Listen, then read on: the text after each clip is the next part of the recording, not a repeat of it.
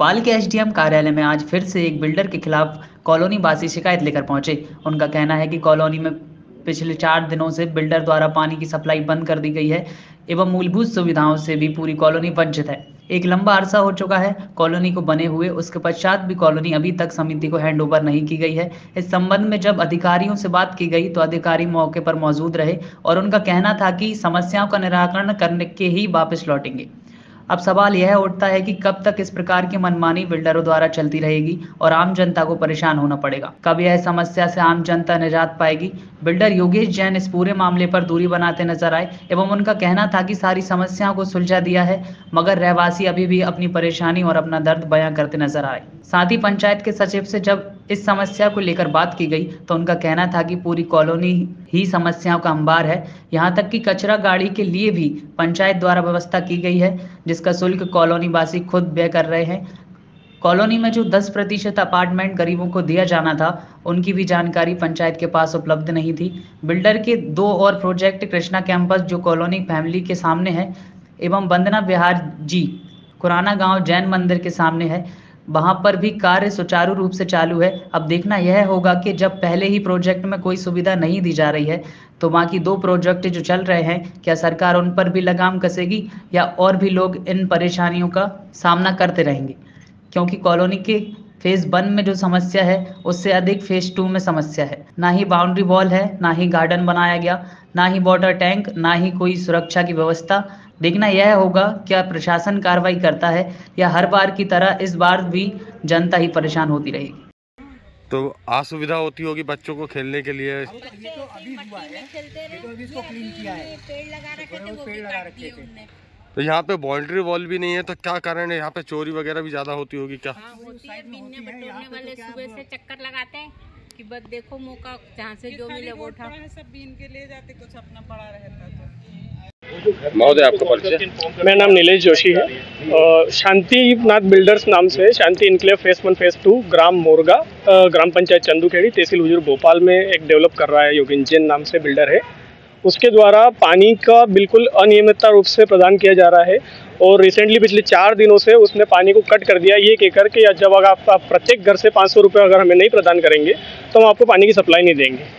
स्पष्ट रूप से उसके द्वारा जो हमें आश्वासन दिया गया था कि हम आपको क्या मूलभूत सुविधा देंगे, उसमें पानी हमारी जो प्राथमिकता रहती है, जो कि हमारा मानव अधिकार है, हमारा लोकतांत्रिक अधिकार है, हमारा संवैधानिक अधिकार है, उसको इस तरीके से उसने परेशान करने के उद्देश्य से कट कर दिया है ताकि वो हम लोगों से राशि की वसूली कर सके। जबकि रजिस्ट्री करते वक्त उसने सबसे एक मुश्त 50,000 51,000 रुपये मेंटेनेंस के नाम से वसूल चुका है। उसके बावजूद भी उसकी इस तरीके का कृत्य जो है, सभी आमजन महिला जो अधिकतर घर पे रहती है, घर में बच्चे हैं, बूढ़े हैं, कॉलोनी में लगभग 250 के आसपास परिवार निवासरत हैं और इस तरीके से उसके द्वारा जो परेशान किया जा रहा है वो बिल्कुल गैरकानूनी है और हम चाहते हैं कि इस पे जल्द से जल्द कार्रवाई हो और पानी की हमें सप्लाई जो है वो तुरंत प्रदान की जाए। इसका ज्ञापन कहाँ दिया है?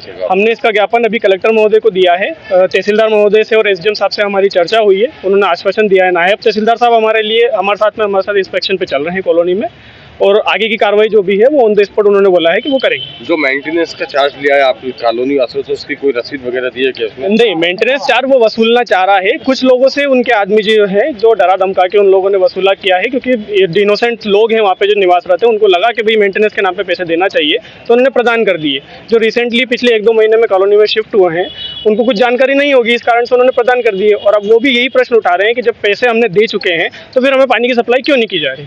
आप लोग कितने वर्षों से वहाँ निवास कर रहे हैं?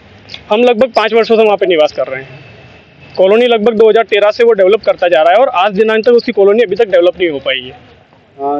कब से परेशानी का सामना करना पड़ रहा है? परेशानियों का सामना तो हमें शुरू से ही करना पड़ रहा है, क्योंकि आदमी भेजा थे, गुंडागर्दी कर रहा है कि बिजली काट देंगे, पानी काट देंगे। पानी तो काट ही दिया, अब बिजली का भी बोल रहा है। उसने गुंडे भेजा था, 4-5 गुंडे आए थे उसके। सभी जगह हमारे द्वारा संपर्क किया गया है, लेकिन शासन प्रशासन द्वारा इस तरीके से उसके साथ मिलीभगत की जा रही है। हमें इसका कोई भी पता नहीं है कि जब भी हम आवेदन देके जाते हैं वो आवेदन वहाँ से गायब हो जाता है। हमें नहीं पता कि ऐसा हमारा आवेदन कहाँ जाता है। ऐसी क्या विशेषता है भैया कि उसके खिलाफ कोई कार्रवाई नहीं होती? क्या ग्राम पंचायत चंदूखेड़ी में शांति और शीतल 2 कॉलोनी रस्टेड है, तो मेरे पास भी कॉलोनी वालों को फ़ोन आया था। सुबह से 3-4 लोगों को फ़ोन आया और क्या कॉलोनी अभी वो ग्राम पंचायत के हैंड ओवर नहीं की गई। जब तक ग्राम पंचायत के हैंड ओवर कोई चीज़ नहीं होती तो ग्राम पंचायत उसमें अन्य सुविधाएं नहीं दे सकती है, जैसे पानी है, सफाई। फिर भी मैं कॉलोनी वालों, हम और सरपंच साहब एक 1.5 साल पहले गए थे कॉलोनी में, तो वहाँ कचरे की बहुत प्रॉब्लम थी। तो हमने हमारी पंचायत की तरफ से एक कचरा गाड़ी वहाँ उपलब्ध करा रखी है। वो एक दिन छोड़ के रोज वहाँ कचरा लेके आती है और कचरा कलेक्शन करती है। तो मास ग्राम पंचायत को जब वो कॉलोनी हैंडओवर हो जाएगी तो ग्राम पंचायत को कॉलोनी हैंडओवर कर, ग्राम पंचायत को पावर नहीं है, ये माननीय कलेक्टर महोदय को पावर है।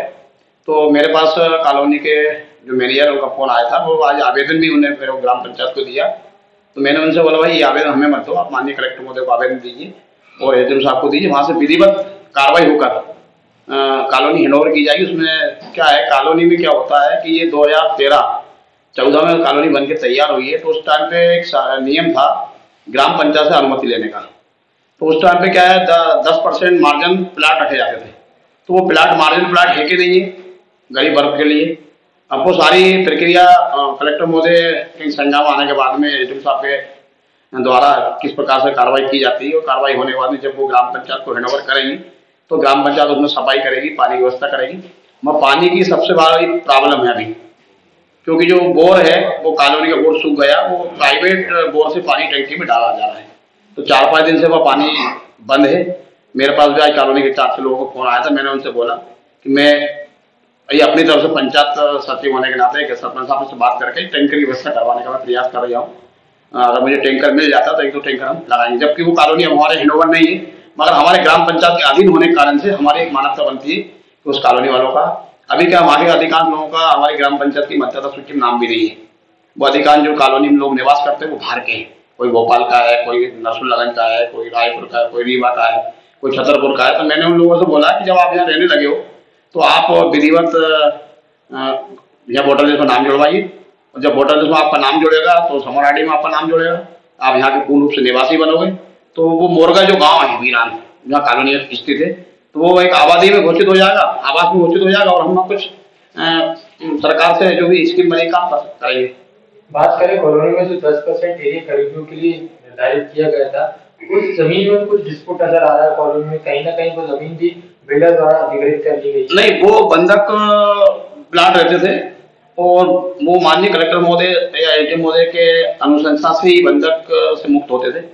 तो मेरी अभी उनके सुपरवाइजर मेरे पास आवेदन देने आया था, तो मैंने उनसे यही बात करी, भाई बंधक प्लाट थे उनका क्या हुआ आपने? तो उन्होंने कहा ठीक है, हम आपसे आगे बात करेंगे। इसके बाद फिर वो आए नहीं मेरे पास में। बात करें जो परमिशन पंचायत के द्वारा कॉलोनी के लिए दी गई थी, क्या संपूर्ण परमिशन कॉलोनी ने ली है अपने पास से? नहीं, ये तो 2012 में उस टाइम पे क्या होता, सारा पूरा प्रपोजल तैयार होके उस टाइम पे नाम में सचिव ना ये सरपंच थे, पूर्व सरपंच के द्वारा विधिवत पूरे डॉक्यूमेंट्स के बाद वो तो क्या है वहाँ से पूरी राशि वासी जमा होकर बाकायदे विधिवत एनओसी है, वहाँ भवन बनाने की अनुमति है वहाँ पर कॉलोनी, मगर उसमें अधिकांश लोगों ने अभी तक मकान भी नहीं बनाए। अधिकांश लोगों ने अभी मकान नहीं बनाए, मकान वहाँ अभी 25% प्लाट खाली पड़े हुए हैं।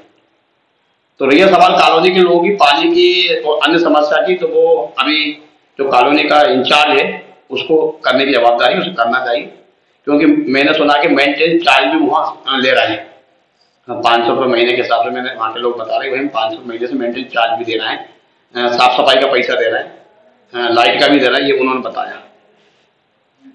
तो फिर पंचायत में कब तक ये हैंडओवर पंचायत के द्वारा लिए? अब ये तो अधिकारी ऊपर वाले हमारे हाथ में नहीं है हैंडओवर लेने का, क्योंकि एक हम ग्राम पंचायत एक छोटी संस्था है, वो हैंडओवर नहीं कर सकती है, क्योंकि वो पावर है ऊपर अधिकारियों को। देखिए, एक उचित माध्यम से हमको रहवासियों द्वारा विशेषकर रूप से पानी की समस्या को लेकर एक शिकायत प्राप्त हुई थी। उसके तारतम्य में मैं यहाँ पर मेरे दल बल के साथ उपस्थित हुआ। कॉलोनी का पूरा भ्रमण करने पर पाया कि कॉलोनी में लाइन तो पर्याप्त बिछी हुई है, लेकिन पानी सप्लाई में कहीं ना कहीं कटी हुई लाइन हमें मिली हुई है, जिसमें टंकी भी बनी हुई है, लेकिन टंकी में हमारा पानी प्रॉपर सप्लाई नहीं हो रहा था। तो टंकी का जो सप्लाई चेन है वो कुएं के माध्यम से उसको फुलफिल करते थे। तो कुएं में अभी जितना पानी था उसको मोटर के माध्यम से टंकी में चढ़वा कर और घरों में पानी सप्लाई करने के निर्देश दे दिए हैं। जब तक पानी घरों में नहीं जाता तब तक मैं भी यहीं उपस्थित हूँ। कल वाली इसको निरंतर जो ये समस्या का समाधान समस्या ना बनी रहे, इसके लिए जो कॉलोनाइजर हैं उनके द्वारा पड़ोस के ही काश्तकार हैं उनसे पानी लिया गया है, जिसके माध्यम से वो कुएं को फुलफिल करेंगे और उस कुएं के माध्यम से टंकी को फुलफिल करेंगे। तो वर्तमान में ये समस्या का समाधान लगभग हो गया है। अवैध रूप से मेंटेनेंस के नाम पे भी दबाव बनाया जा रहा है बिल्डर के द्वारा लोगों पे। ऐसी कोई लिखित में शिकायत हमारे पास प्राप्त नहीं हुई है। मुझे नोटिस, एक सूचना पत्र जरूर दिखाया गया था, लेकिन वो किसी प्रकार का कोई इस पे हस्ताक्षर वगैरह नहीं थे, इसलिए इस चीज़ की पुष्टि नहीं होती है कि उसी के द्वारा दिया है, किसी अन्य के द्वारा दिया है। तो क्या मापदंड होते हैं हैंडओवर करने के लिए सोसाइटी को, क्योंकि 10 साल के लंबे अरसा हो चुका फिर भी सोसाइटी हैंडओवर नहीं की गई है? ये मापदंड को मुझे प्रॉपर जानकारी तो नहीं है उसकी, लेकिन टीएनसीपी, रेरा और सारी चीज़ें विकास कार्य होने के पश्चात वो ग्राम पंचायत या संबंधित निकाय को हैंडओवर हो जाती है। सर, एक उसका क्राइटेरिया होता है कितने समय में, क्योंकि एक लंबा समय हो चुका है, इसी वजह से शायद से रहवासी परेशान हो रहा है, क्योंकि वो बिल्डर पे आश्रित है, उनके हैंडओवर अभी नहीं हुआ है। हाँ, हैंडओवर नहीं हुआ है। अगर उससे सारी परमिशन मैंने बुलवाई है ऑफिस में, अगर उसकी सारी फुलफिल कंडीशंस अगर हो गई हो तो प्रयास करेंगे कि जल्दी से जल्दी संबंधित निकाय जिसमें जाने का होता है उस निकाय में हस्तांतरित इसको किया जाए। अगर बिल्डर गलत पाया जाता तो क्या कार्रवाई रहेगी? तो जो भी वैधानिक विधिसंगत कार्रवाई होगी वो प्रस्तावित की जाएगी।